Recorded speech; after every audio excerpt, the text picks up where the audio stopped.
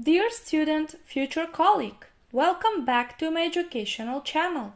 If you are new here, I am Dr. Teresa, a general practitioner that once was walking in the exact same shoes as yours. So welcome to the journey of becoming a doctor.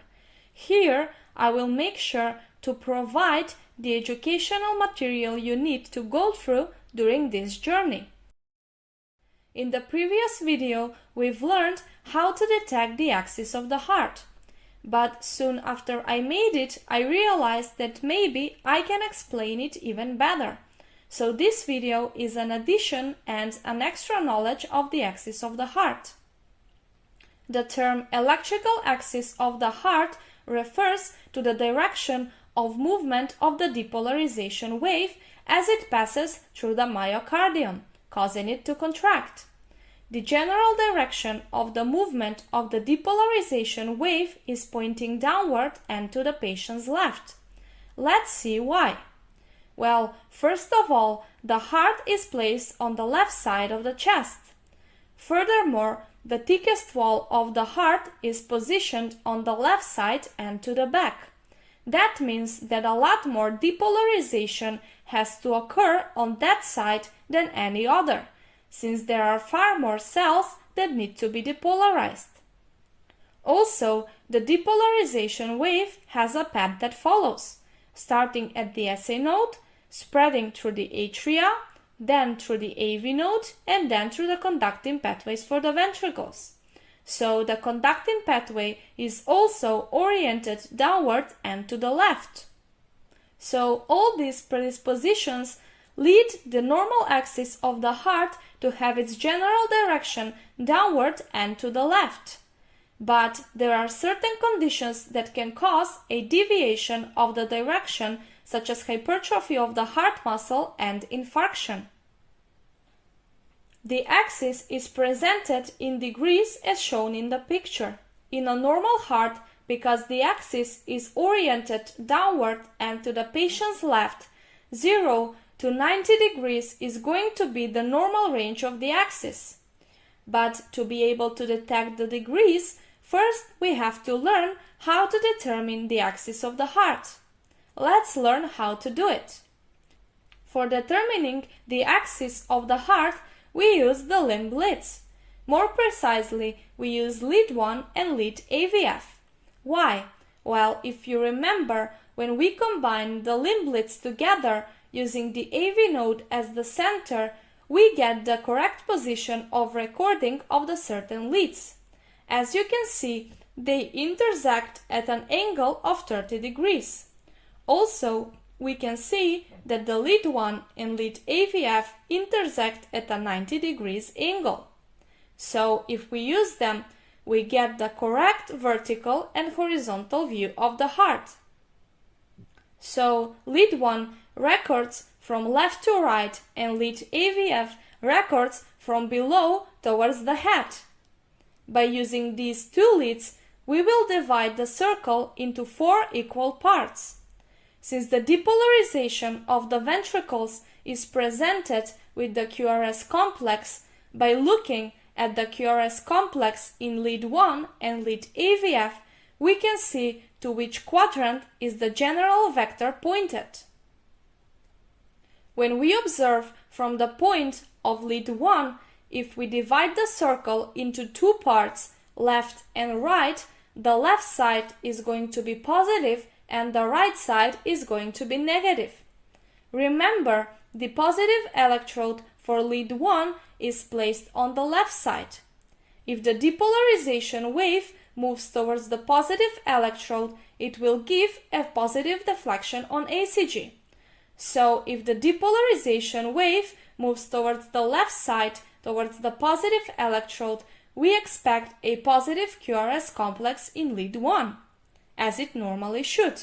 In contrast, if the depolarization wave moves in the opposite direction, away from the positive electrode, it is going to give a downward deflection on ECG, and we expect the QRS complex in lead 1 to be mainly negative.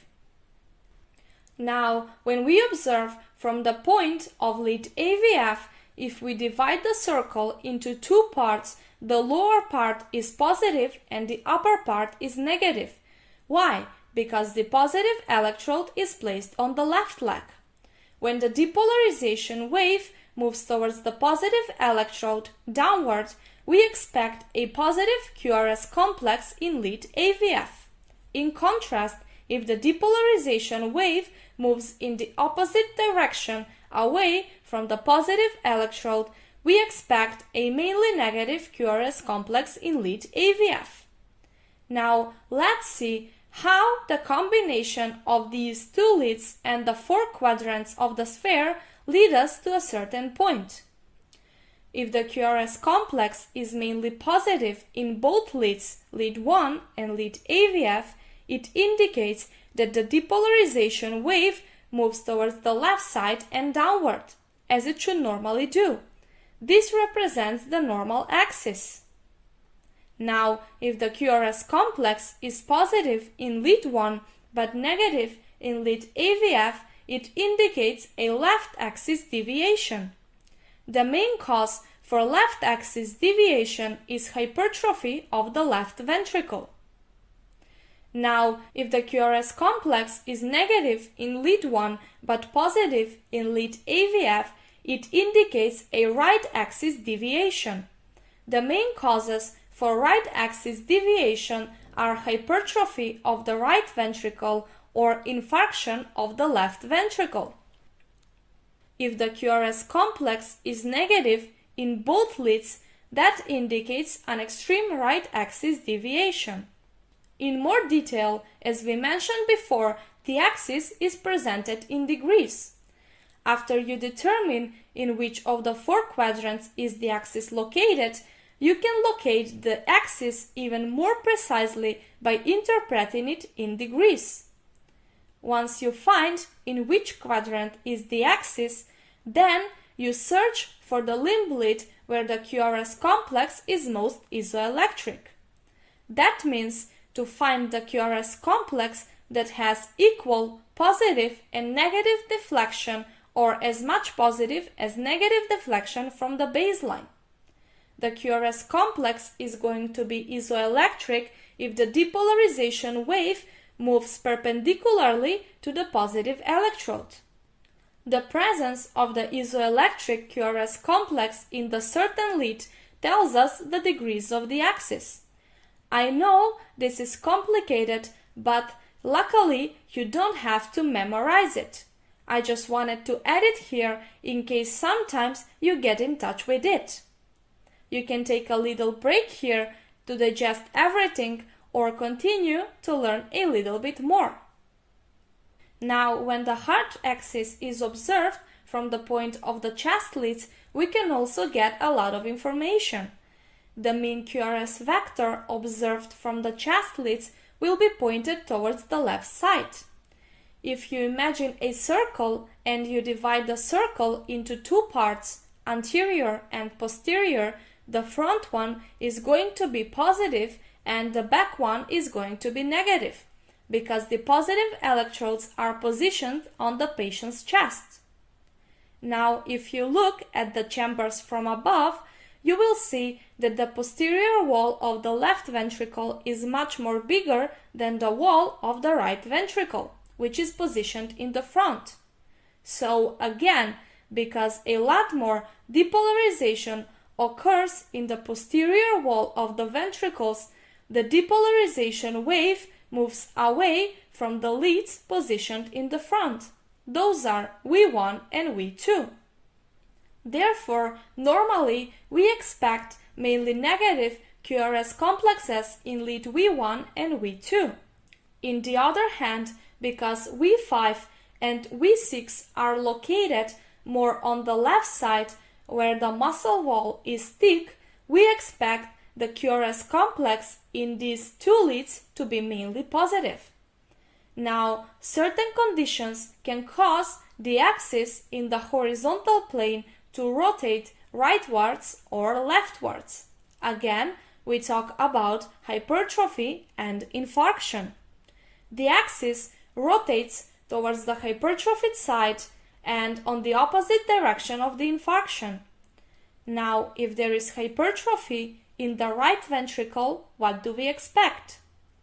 Of course, we expect a more positive QRS complex in V1 and V2, because a lot more depolarization will go to this part than usual. And if there is hypertrophy in the left ventricle, what do we expect? Again, even more positive QRS complexes in V5 and V6. And one more thing, since the wave moves away from V1 and V2, we expect a lot more negative QRS complexes in lead 1 and V2. So, a more negative S wave in V1 and more positive R wave in V5 and V6 is representative for left ventricular hypertrophy. Now, in the case of infarction, on the site of the infarcted area, we have an electrically dead zone, which means that there is no depolarization. So, since there are no depolarization waves coming towards the electrode positioned above the infarcted area, the electrode will only record the depolarization that occurs on the opposite wall of the ventricle. In that case, because the depolarization waves move on the opposite direction, in that certain lead will appear a negative deflection. That is the significant Q wave. And yes, the significant Q wave is indicative for infarction. Now, depending on the location of the infarction, the significant Q wave appears in certain leads. I know that at this point all of this may seem too much for you, but believe me, once you understand the logic behind it, and once you learn about hypertrophy and infarction, the determination of the axis is going to be very easy for you. So, congratulations! Now you've learned how to determine the axis of the heart, and also the importance behind it. At this point, I would like to end this lesson, and I hope that it was helpful for you. If yes, please make sure to subscribe to support me. Thank you for watching, and I hope to see you in the next video.